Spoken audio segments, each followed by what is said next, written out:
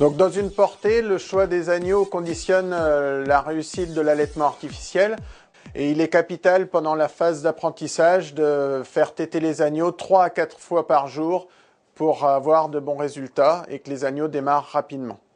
La prise de colostrum est capitale pour la survie des agneaux nouveau-nés. Il est généralement admis que la tétée du colostrum dans les 6 premières heures doit être d'au moins 100 ml par kilo d'agneau vif.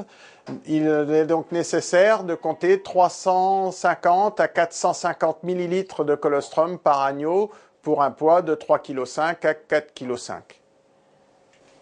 Donc la conduite alimentaire des agneaux, une fois la période d'adaptation à la louve terminée, est identique aux autres agneaux.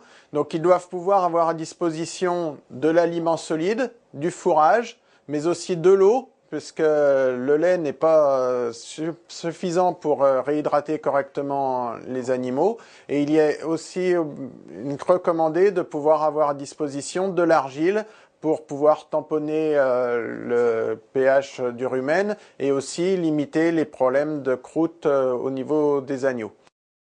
La réussite de sevrage est également capitale pour la réussite de l'allaitement artificiel.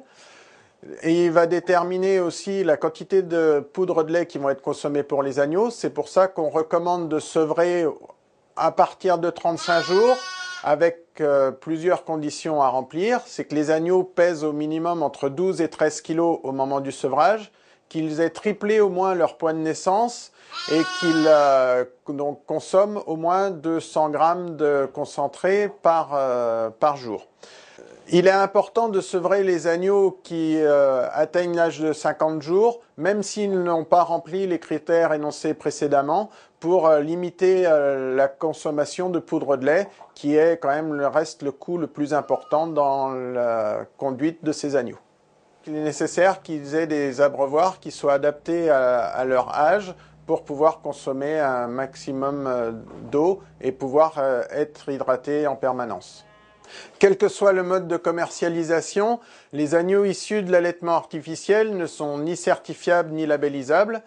Il est donc important au moment du départ des agneaux de pouvoir les identifier pour les exclure des démarches qualité. Et bien entendu, ces agneaux-là sont une grille de paiement qui est différente des autres agneaux.